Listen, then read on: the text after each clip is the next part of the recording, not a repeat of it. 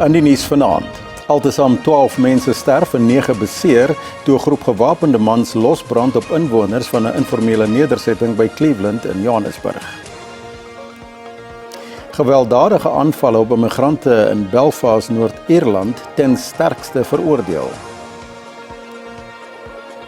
En Bafana Bafana kry 'n hulde ontvangs in Mexico-stad vir sy openingswedstryd teen mede-gasheer Mexico.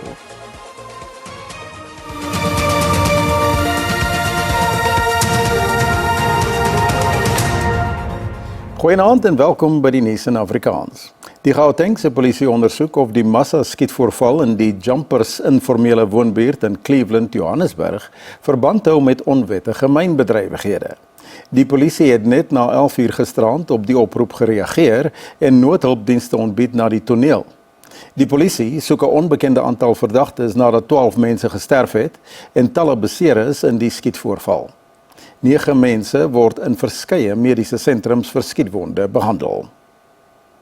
Police have launched a manhunt for suspects following a mass shooting that claimed the lives of 12 people and left several others injured at Jumpers Informal Settlement in Cleveland on Tuesday evening. It is alleged that more than 10 suspects were dropped off by a white Toyota Quantum near a petrol station in Cleveland. The suspects allegedly entered the informal settlement through both entrances and moved through the area, opening fire on residents and community members at multiple locations before fleeing the scene in the same vehicle. Volgens die polisie is die gebied berig vir onwettige mynbedrywighede met soortgelyke voorvalle wat voorheen aangemeld is. The issue of saying that we're here 3 weeks back and the intelligence-led operations was here, why didn't we pick up? You'll realize that this incident, it is a kind of sporadic. So sporadic incident, in most cases, it's not something which you'll know as to say this is going to happen.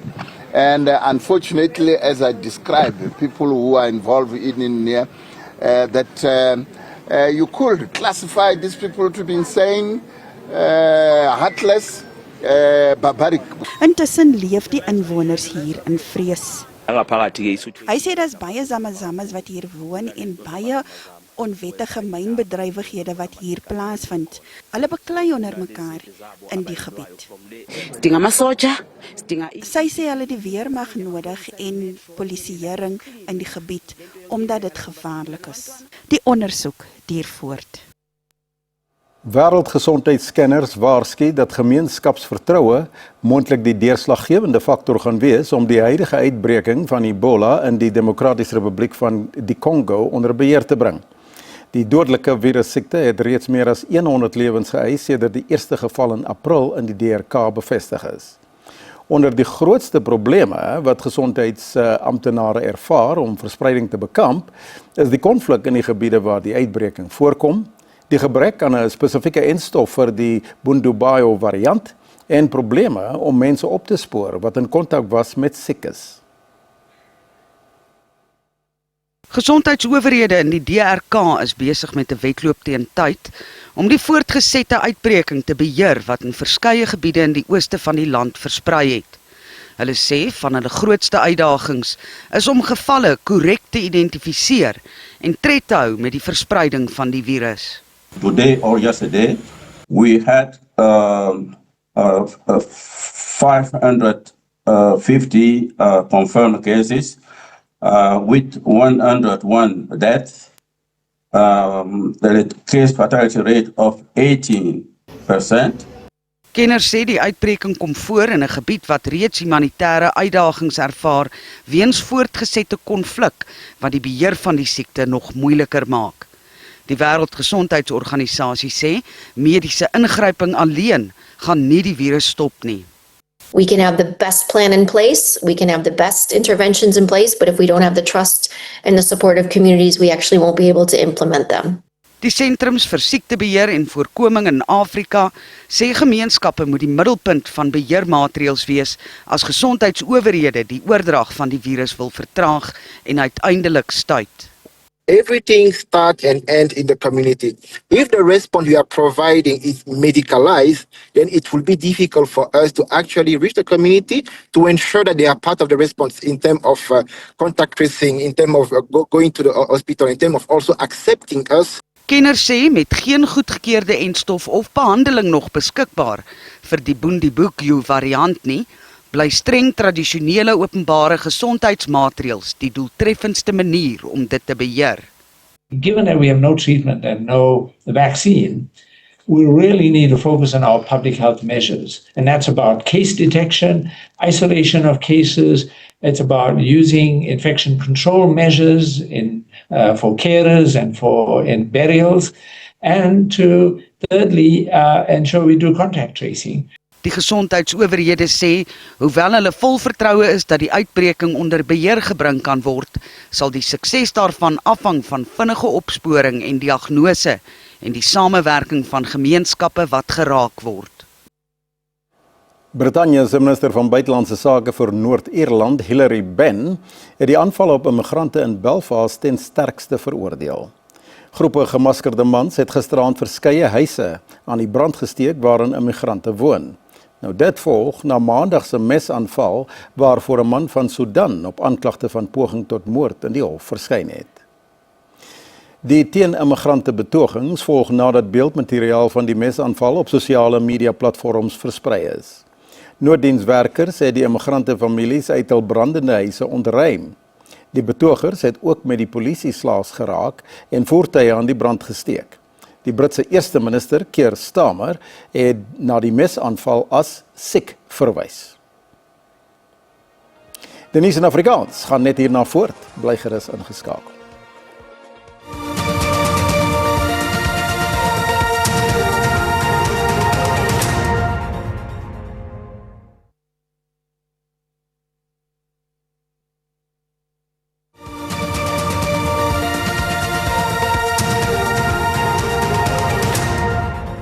Politieke partye het reeds al burgemeesterskandidaate in verskeie provinsies bekendgestel en al verkiesingsveldtogte vir die plaaslike regeringsverkiesing van stapel gestuur.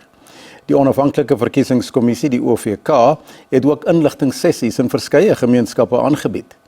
Met die aanloop tot die verkiesing word daar streng klem gelê op die jeug om die jeug oor te haal om te stem.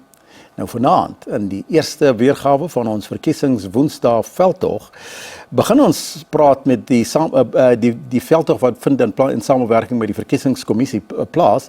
Vanaand praat ons met Elkin Topkin van die OVK in die Noord-Kaap oor hoekom Suid-Afrikaners in die verkiesing moet stem. Goeienaand Elkin en welkom. Nancy, Elvis en Nancy aan die kykers hoor.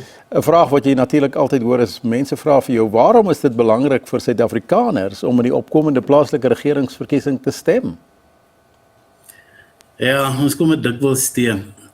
Die feit van die saak is dat plaaslike regering lê na in die hart, asook aan die sak van ons landsburgers. Dit wek verskeie emosies en soms baie sterk gevoelens by ons mense op.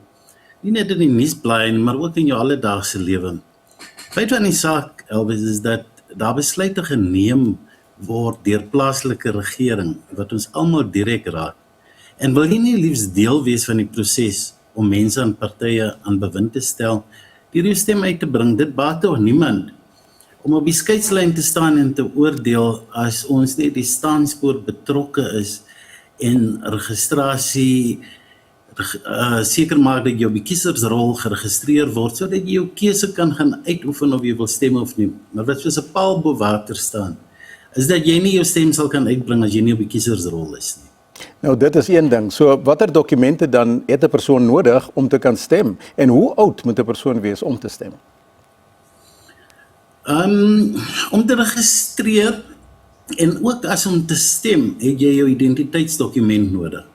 Dis nou jou identiteitskaartjie of daai groen staffieskode boekie.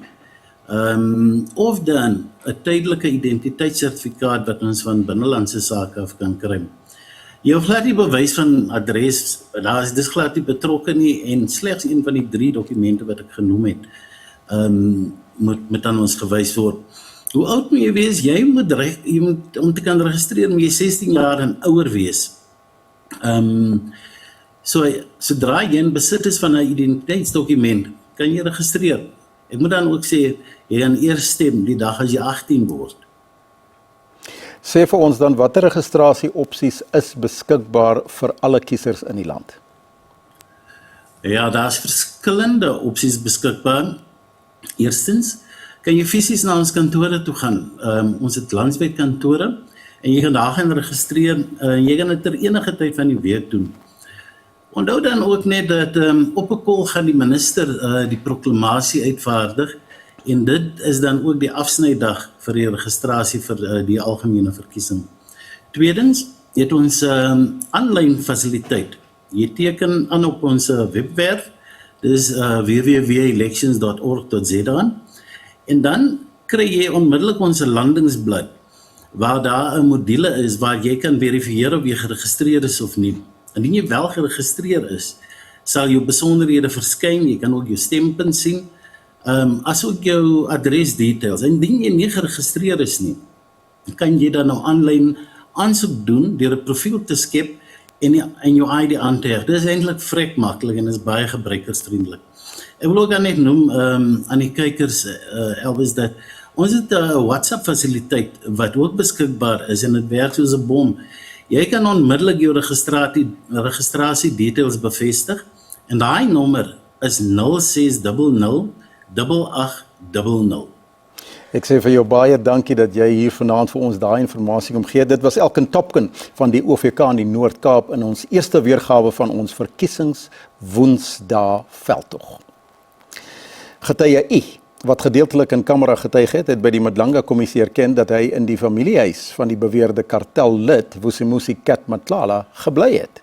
Volgens hom was sy seniors nie gelukkig met sy getuienis oor die Julie 2021 Eraton dwelmklopjag nie en is hy gewaarsku dat sy verblyf in Matlala se huis op die lappe kan gaan kom liewer. Nou dit volg op die Madlanga kommissie se voortgesette ondersoek na die dwelmklopjag wat as 'n sirkus beskryf is. Getuie I het bekend gemaak dat hy in 2023 in Matlala se huis gebly het. Hy sê dit was deur kaptein Valeni Zungu voorgestel nadat hy by sy eie huis aangeval is en hy nog aanvalle gevrees het. Getuie I sê hy maak die inligting bekend sodat dit nie die geloofwaardigheid van sy getuienis beïnvloed nie. I only found out during the course of my stay that the property belonged to Mr. Matlala. At the time, this did not concern me because I knew Mr. Matlala as a businessman. During my stay, I did not meet or talk to Mr. Matlala. Getuie I moes ook verduidelik oor 'n saaknommer vir 'n Nyayopi klopjag wat gebruik is om toegang tot die Eraton kokainfonds te verkry. The distinct impression that I get is that you wanted to use the inquiry you were already involved in as a foothold for you to go to Eraton, and getting to Eraton, then leapfrogging everyone else who was there to then say, because I already have an inquiry, I'm not even suggesting that would have entitled you to take charge of the crime scene. But for you to then say, because I already have an inquiry that is related to what is happening here, I should take charge of the crime scene. That is what you wanted to do. That's the distinct impression I have. Hy moes ook die teenwoordigheid van senior valke adjutant-offisiere Marume Magane, Steve Pakula en Chief Samuel Mashaba, sowel as generaal-majoor Feroz Khan by die Eraton toneel verduidelik. And thus you create the impression that their conduct was proper. It's the people who interfered with what they were doing that were acting improperly. And the question is why? Why do you do that? Maybe I should have stipulated, Commissioner, that also their conduct was improper by removing the bags. I didn't state it in my statement. I should have stated it. Die ondersoek duur voort.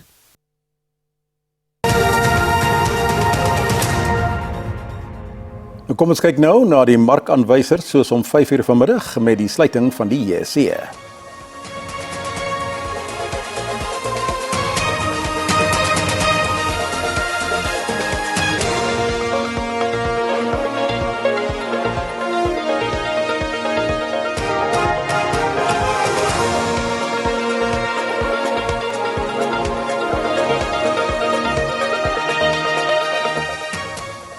Ons sportsegment en die weer volg net na die reklamebreek. Sien jou dan.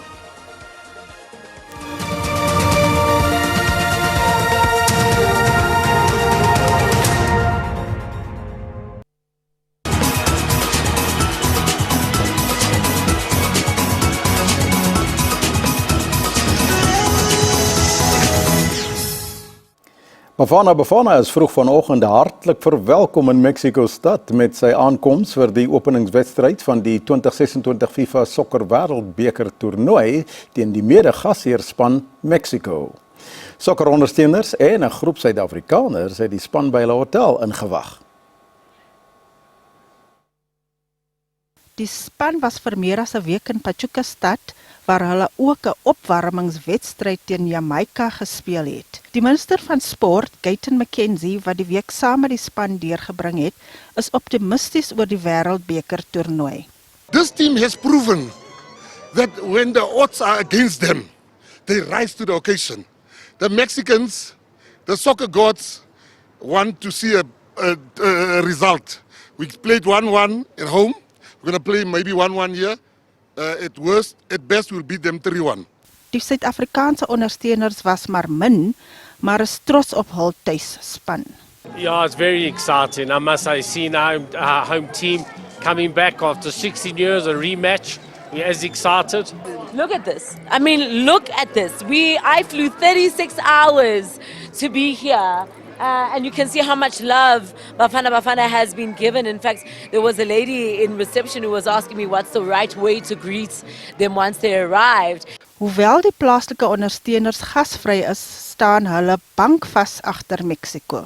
We're very excited to receive the South African team here in Mexico City. Yes, because I saw all the South Africa team. This is a World Cup that it's in our country, so we're very excited to see all the team players and feel the World Cup.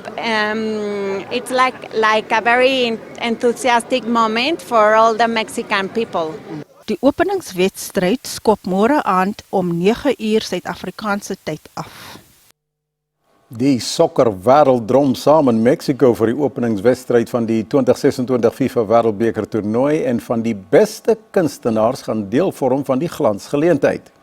Suid-Afrika se musiek superster Tyler is een van hulle en gaan die Suid-Afrikaanse volkslied sing voor die afskop van die wedstryd tussen die mede-gasheer Mexico en Bafana. Tyler het tot dusver in haar roemryke loopbaan verskeie toekennings gewen. Dit sluit 2 gesogte Grammys in. Sy sal onder meer skouers by die wedstryd skuur met ander glanspersoonlikhede, insluitende die aktrise Salma Hayek en 83,000 toeskouers wat teenwoordig gaan wees. Intussen het die Meksikaanse regering in die aanloop tot die openingsseremonie sy amptenare beveel om van die huis af te werk op die dag van die eerste wedstryd. Die regering het ook die privaat sektor versoek om dieselfde te doen om verkeersprobleme te verhoed. Optogte teen mishandeling van mense en diere word voortgesit in die stad en speel ook 'n rol in verkeersuitdagings. Betogers teen dieremishandeling het hulle lywe in die kleure van verskeie landsvlae geverf, terwyl menseregte groepe kapsie maak teen die koste van die toernooi, terwyl daar meer dringende probleme is. En in die Meksikaanse stad Monterrey is 'n tronk van tragedie en 'n baken van hoop omskep. 10 jaar gelede is 49 mense dood in die tronk as gevolg van bendegeweld. Die tronk is daarna gesloop en in 'n veilige park omskep waar kinders weer hoop vir die toekoms het. Monterrey sal 4 wedstryde aanbied.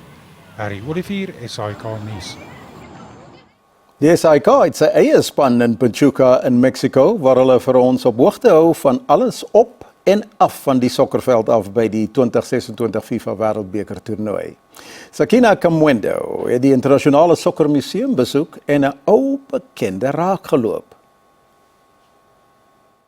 Hola Afrik de Sood, goeienaand Suid-Afrika en welkom vanaand hier in Pachuca by die Salon de la Fama de Football Internasionaal.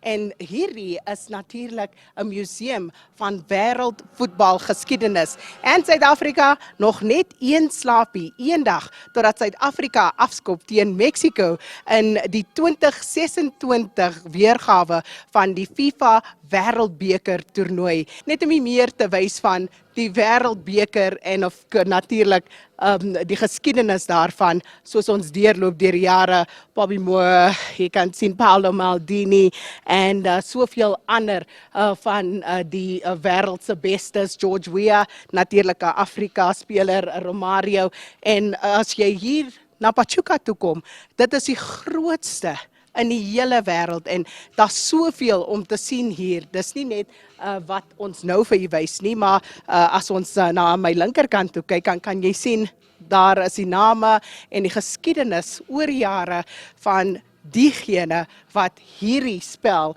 die beste in die wêreld gemaak het. Net so voor ons afsluit, as ons nou aan die ander kant van die museum, en dis waar hulle gewoonlik die kinders deurbring, waar hulle kan speel en hulle kan kyk na al die wonderlike goed wat hier is, wat uitgestal word en wat hulle kan doen.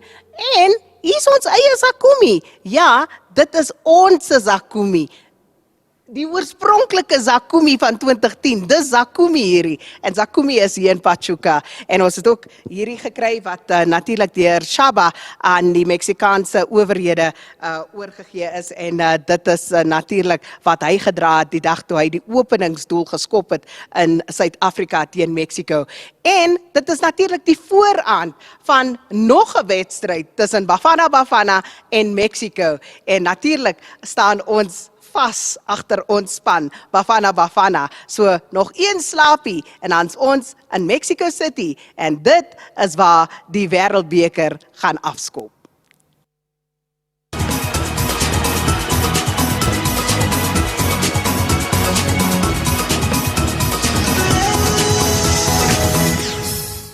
Een slaapie en op daardie sokkernoot moet die Afrikaanse redaksie groet. Tot môre aand, totsiens.